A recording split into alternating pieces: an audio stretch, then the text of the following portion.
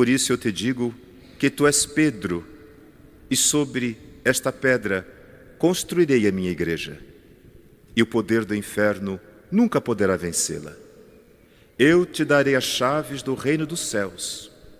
Tudo o que tu ligares na terra será ligado nos céus. Tudo o que tu desligares na terra será desligado nos céus.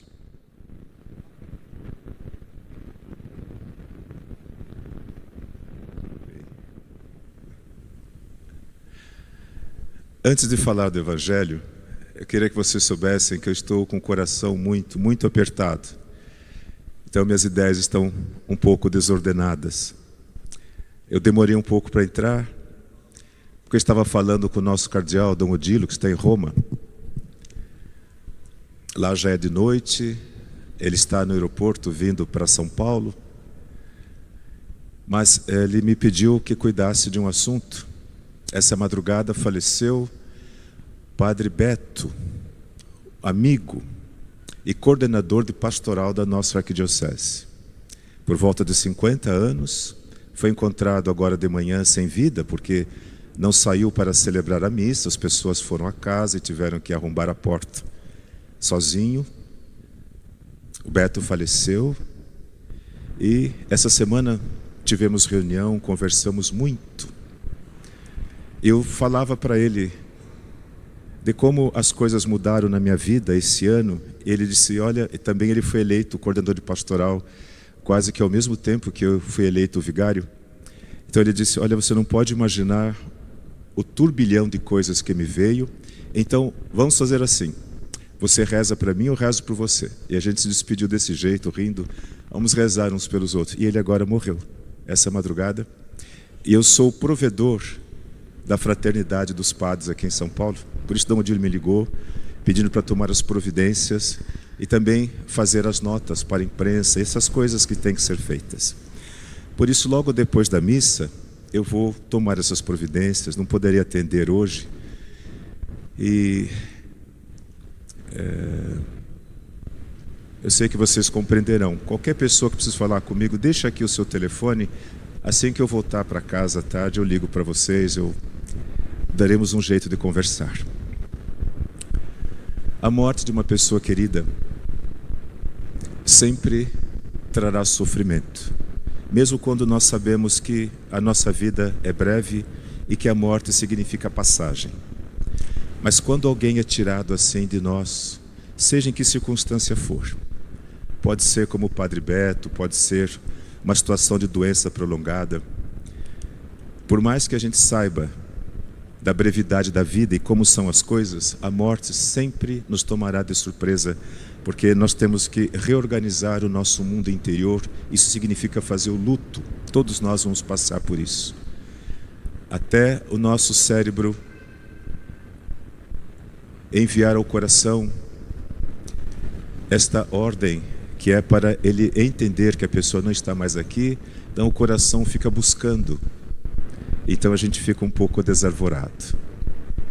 Hoje nos encontramos com estes dois grandes homens que são chamados as colunas da igreja, porque pelo seu testemunho, pela sua coragem, pela forma como morreram, eles regaram com seu sangue a semente que Jesus plantou. Os dois fizeram a experiência em sua vida da fragilidade humana. Pedro negou Jesus peremptoriamente. Procurou se afastar, porque Jesus, na sua cruz, significava um perigo mortal.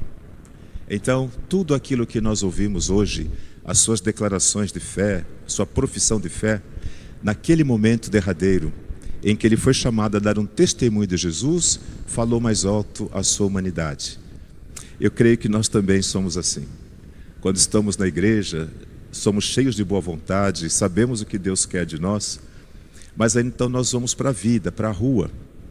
E se um outro carro bate no nosso, a gente é capaz de bater na pessoa, de perder totalmente as estribeiras, porque nós lidamos constantemente com a nossa natureza, com os nossos instintos.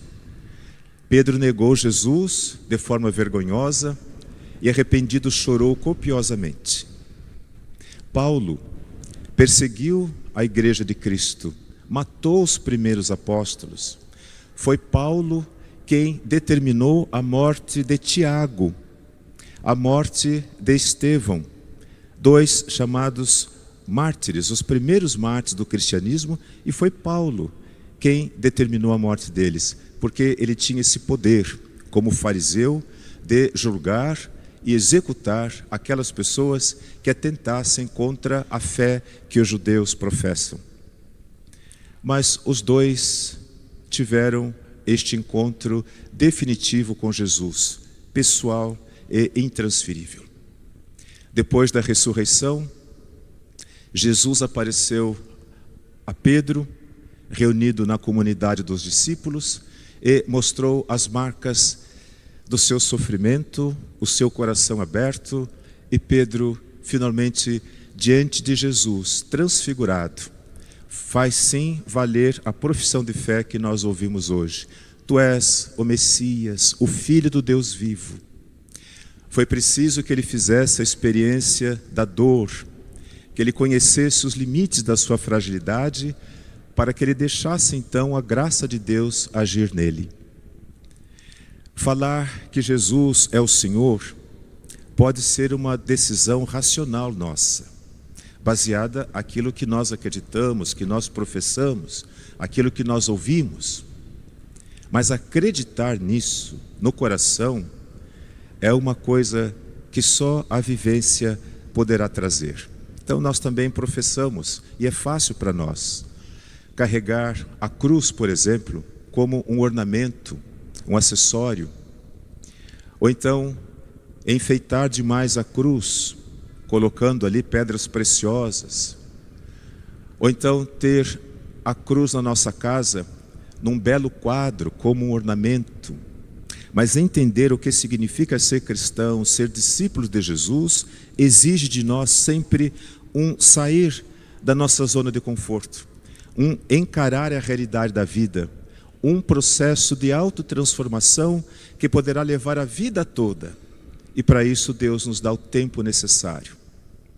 Hoje nós ouvimos como Pedro, preso, estava se preparando para ser executado no dia seguinte. O rei Herodes percebeu que isso agradava aos judeus. Então preparou Pedro, o chefe, para uma execução pública, para um espetáculo.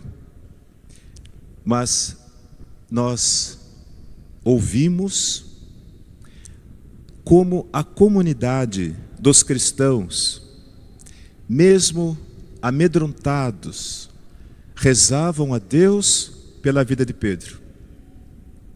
A igreja, quando reunida, tem diante de Deus esse poder de intercessão.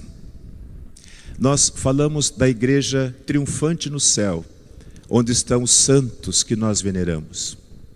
Eles intercedem por nós diante de Deus, pelas nossas necessidades, e é por isso que nós veneramos os santos. Procuramos conhecer a sua vida e acreditamos no poder de sua intercessão. Mas a Bíblia nos mostra que a igreja militante, que somos nós que estamos nesse mundo, também temos esta faculdade de interceder, de elevar súplicas a Deus. E hoje nós ouvimos como Deus atendeu a oração da comunidade.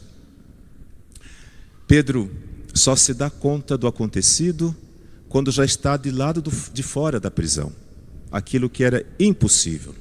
E vocês ouviram como ele foi guardado naquela noite, porque o chefe da guarda temia que os cristãos invadissem a cadeia e libertassem a Pedro à força. Então ele reforçou a guarda, acorrentou Pedro para ter certeza que no dia seguinte aconteceria o espetáculo. Mas Deus tinha outros planos. E aqui, movidos pela fé, nós somos capazes de dizer, com efeito, para Deus tudo é possível, mesmo aquilo que nos pareça o mais improvável. E Pedro foi libertado das algemas, da vigilância dos guardas, das portas da prisão e se viu na rua. Penso que vocês, talvez, assim como eu, já tenham passado por situação semelhante. E a gente só dá conta de que fomos libertados de um grande perigo, fomos libertados da boca de um leão pela ação de Deus em nossa vida. E a gente só faz isso depois que passa pelo sofrimento. Quando eu cheguei aqui na igreja, me impressionou e assustou o fato de que algumas pessoas entravam ajoelhadas aqui, se arrastando. A imagem ficava ali e eles se arrastavam até a imagem de Santa Rita e ali traziam as suas rosas, faziam as suas orações. Isso me incomodava. Eu finalmente falei com uma senhora que estava se arrastando. Eu disse: a senhora não pode fazer isso. Deus não quer isso. Deus não precisa da nossa humilhação. E foi ali no meio da igreja, de joelhos, que ela me disse: se o senhor soubesse o que Deus fez por mim, o senhor saberia por que eu estou fazendo isso agora. Isso para mim não é nada. E eu sei que isso para Deus também não significa nada. Mas eu preciso agradecer. E a forma que eu tenho de fazer isso é mostrando a minha gratidão a Ele. Nunca mais eu interferi nessas questões entre Deus e a pessoa. Cada um sabe como manifestar o seu amor, a sua graça. Quando a mamãe estava no hospital, beneficência portuguesa lá em Campinas, há uma bonita e pequenina capela nesse andar onde ficam os internados, né?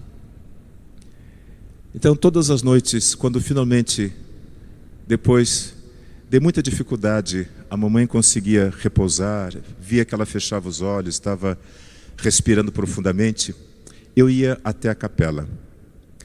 E a luz do hospital à noite é essa luzinha fraca. E a gente tem que ir pelo corredor, como que tateando, porque são muitos corredores, a gente se perde facilmente. Mas eu descobri o caminho da capela. Então, de madrugada, eu ia ali, porque no silêncio e naquela penumbra, somente a pequena chama do sacrário ficava acesa. Eu não via mais nada além da chama acesa ao lado do sacrário. E todas as noites, de madrugada, eu ia lá. Nunca pedi a Deus que desse saúde à minha mãe. Nunca. Sempre dizia, como Jesus ensinou: seja feita a tua vontade, porque eu sei que a tua vontade é o melhor para nós. Mas se o Senhor puder me conceder essa graça, eu lhe peço, me permita cuidar da minha mãe. Permita que ela não sofra na hora da morte. Permita que eu esteja com ela naquela hora. Foram 3 meses. Todas as noites repeti essa oração. 3 coisas eu peço, se o Senhor puder me conceder. Eu vinha para São Paulo sábado de manhã, fazia o meu serviço na igreja, voltava para Campinas domingo à noite e ela estava lá me esperando. Às vezes para trocar a fralda. Ela não deixava que os enfermeiros fizessem, nem minhas irmãs, esperava eu chegar. Finalmente, nós a levamos para casa, ela melhorou bastante.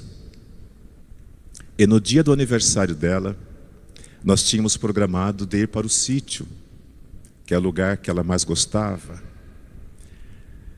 Então reunimos a família, meus sobrinhos vieram da Austrália para celebrar o aniversário da mamãe, que talvez fosse o último. Mas naquela manhã ela não amanheceu bem. Então eles estavam para cancelar. E eu disse: de jeito nenhum, vocês vão. Se ela melhorar, eu vou também. Mas vocês têm que ir. Todos foram embora. A casa ficou vazia, só eu e ela. Quando eles saíram, eu dei o banho, coloquei aquela camisola cor-de-rosa que era a que ela gostava, E ela disse, mas essa? Eu disse, é a mais bonita que você tem. É seu aniversário. Então eu a vesti e disse, eu vou fazer um caldinho para você. Você quer de frango ou de carne?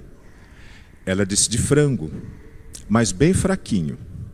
Eu disse, sua danada. E abracei, e ela suspirou no meu peito, e quando voltou a cabeça, já não estava mais ali. Então, eu pude cuidar dela. Ela não sentiu dor e morreu nos meus braços. Quando a gente sente paz ao rezar, significa que a nossa oração vem da alma, não é coisa da nossa cabeça, vem da alma, é o Espírito que fala. E é assim que eu me sentia todas as noites, quando pedia a Deus que me concedesse essas graças. Pedro foi libertado da boca do leão, a comunidade que rezou por ele foi atendida por Deus, e Deus deu a Pedro a graça de continuar a sua missão. A missão de Pedro era dar testemunho de Jesus na grande cidade de Roma, para onde ele foi levado mais tarde. Pedro foi morto, foi assassinado. E por capricho daqueles que o mataram, seus algozes, ele foi crucificado.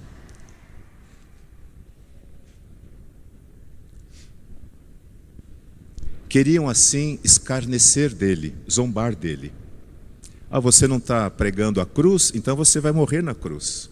Não era costume em Roma crucificar as pessoas. Isso era deixado para as colônias, os lugares onde havia os povos considerados bárbaros. Em Roma não se fazia isso, mas fizeram uma cruz na colina chamada Vaticano, e ali iam crucificar Pedro, mas ele pediu que fosse crucificado de cabeça para baixo, para que a sua cruz nunca fosse confundida com a cruz do Salvador. E, por zombaria, eles o crucificaram e o viraram de cabeça para baixo. Seu sofrimento foi indizível, mas, segundo os testemunhos dos cristãos, Pedro morreu dando graças a Deus. Paulo já estava preso quando escreveu essa carta. Em algumas semanas, ele também será assassinado. Sendo cidadão romano, ele foi levado para fora dos muros da cidade, como a lei ordenava, e, num ritual muito simples, em cima de uma pedra, o soldado lhe decepou a cabeça. Era assim que os romanos condenados à morte eram executados. O lugar onde São Pedro morreu, a colina Vaticana, se ergue hoje a Basílica de São Pedro. As escavações arqueológicas mostraram os sinais onde ele está enterrado. Uma catacumba, escrito na língua latina antiga, Petrus, na rocha.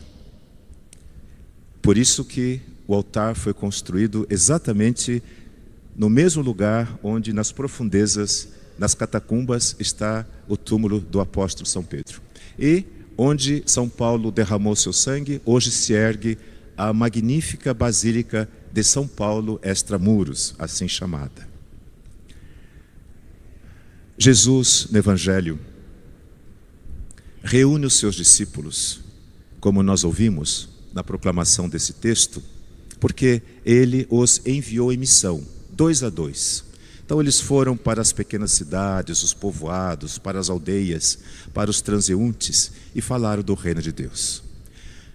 Sinais foram verificados. Vocês podem ler na continuidade do texto. Cegos recuperaram a visão, paralíticos andavam, os surdos ouviam.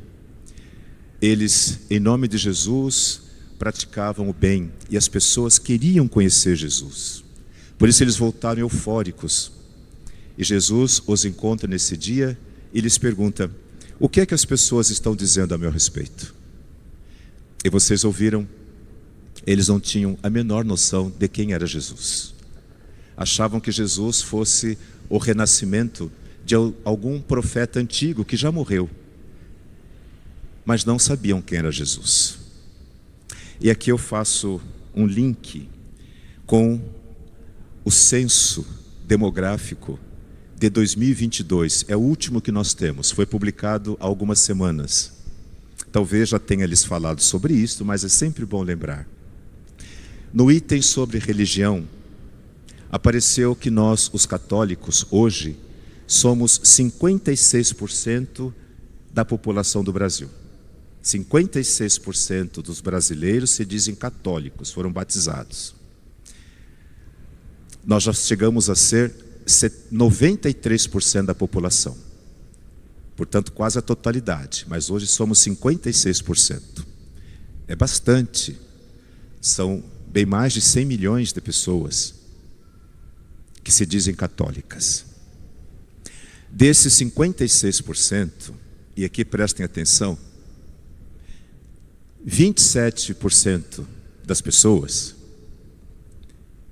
27%, nunca vão à igreja. Nunca.